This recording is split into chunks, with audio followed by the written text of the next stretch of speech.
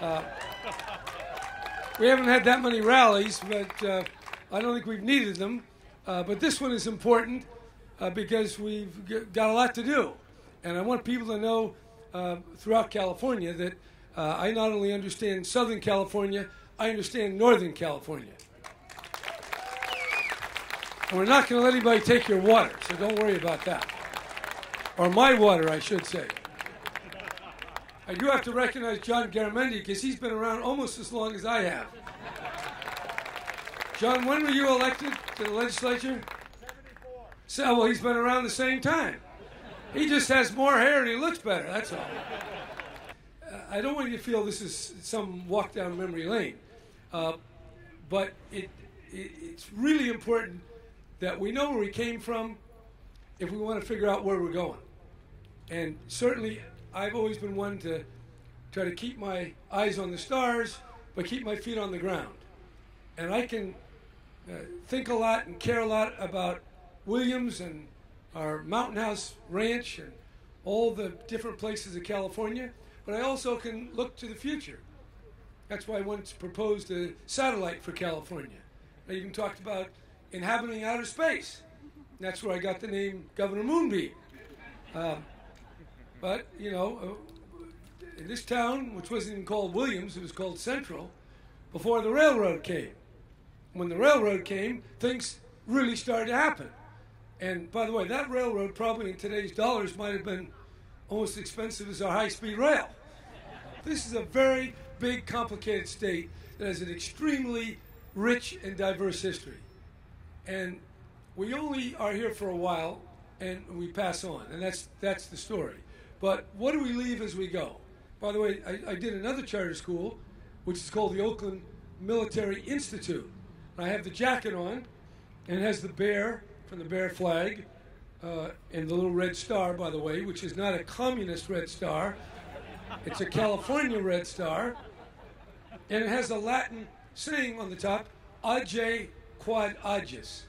And that means, do what you're doing. And I first heard that when I went to the Jesuit seminary back in 1956. And you might want to know how I came to hear it. Well, in the seminary at that time, over in Los Gatos, during the summer, we were required to pick grapes. And I was never much of a grape picker. And so as I was lugging the box along, chopping off the vine and putting it in the box, I'd often want to engage in discussions about philosophy or theology. So we were all called brothers. So the brother next to me would say, Brother Brown, Age quod agis. Do what you're doing. And there's a lot of truth to that. Do what you're doing. August Schuckman, I know the stories that we live in such an ephemeral world where novelty and news and whatever is current and the latest app, and that is important. And I don't in any way ignore or undervalue the forward march of ideas and technology and human endeavor. But I would say we ought to look at our past, because the people who started here right in this county, in this state, they had a tremendous amount of talent, and they could do things that most of us couldn't do today. Paid $3, and for each animal, $1. The price to be taken over. But we had our animals swim across, and they all made it. I don't know if that means they saved $1 a head, I don't know. But the Schuckmans were very frugal. And I think I inherited that gene. Then he looks across at this desert, and he said, here, thousands of cows, horses, mules were lying about dead. This took 22 hours.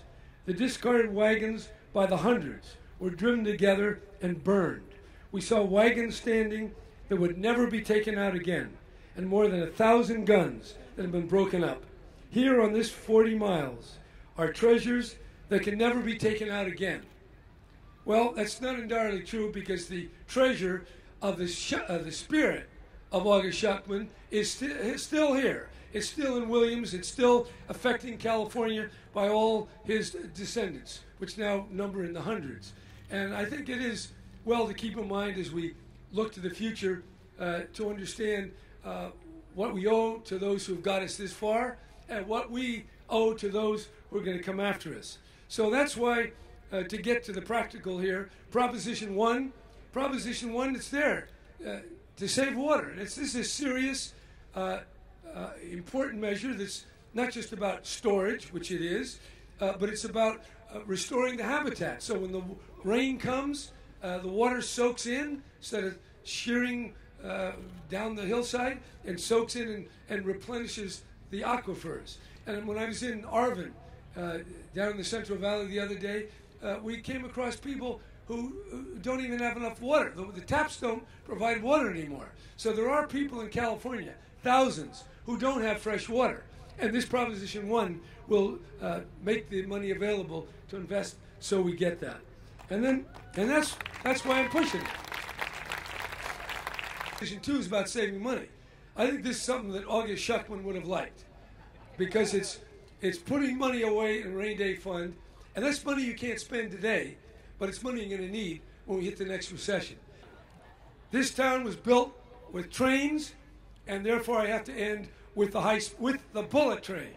Now, there are a lot of people who say, how can California afford to have a train from Northern California to Southern California? And I just say, how can we not? It can be run on renewable energy. It's comfortable. It doesn't generate greenhouse gases.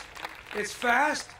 In fact, Dan Richards, who was over there, flew me from San Diego to Arvin and then up to Modesto.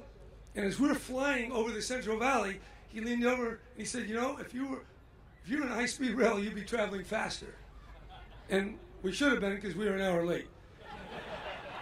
This is a beginning. It's always a beginning. And the beginning, I think, of 4 years where we're going to work with Republicans and Democrats, Northerners and Southerners, Oakland kind of people, Williams kind of people, and all the other kind of people that live in the most complicated, creative, innovative state in the world. California, thanks a lot.